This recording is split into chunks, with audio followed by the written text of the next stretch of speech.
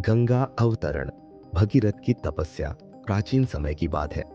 जब सूर्यवंशी राजा सगर ने अश्वमेध यज्ञ किया, उनके घोड़े को इंद्र ने छलपूर्वक कपिल मुनि के आश्रम में बांध दिया। जब राजा सगर के 60,000 पुत्र उस घोड़े की खोज में वहां पहुंचे, तो उन्होंने मुनि के आश्रम को घेर लिया।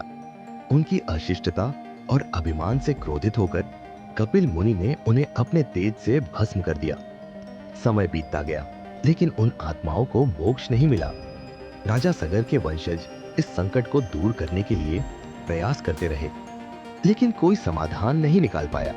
कई पीढ़ियों के बाद राजा भगीरथ ने यह निश्चय किया कि वह अपने पूर्वजों की आत्मा को मोक्ष दिलाने के लिए गंगा को धरती पर लाएंगे।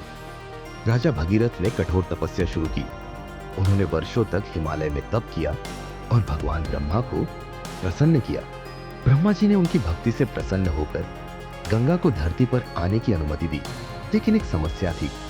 गंगा की तीव्र धारा इतनी वेगवान थी कि यदि वह सीधे पृथ्वी पर गिरती तो संपूर्ण धारा नष्ट हो जाती। इस समस्या का समाधान खोजने के लिए राजा भगीरथ ने भगवान शिव की आराधना की।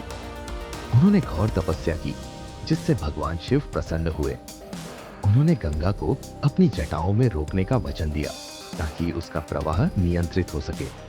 जब गंगा स्वर्ग से नीचे आई, तो भगवान शिव ने उसे अपनी घनी जटाओं में समेट लिया और धीरे धीरे उसकी धाराओं को पृथ्वी पर छोड़ा।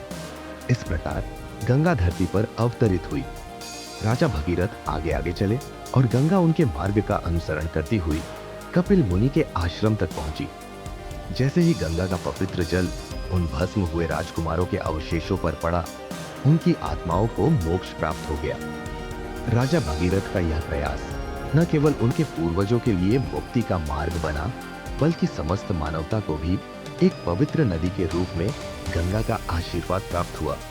इसीलिए गंगा को भागीरथी भी कहा जाता है।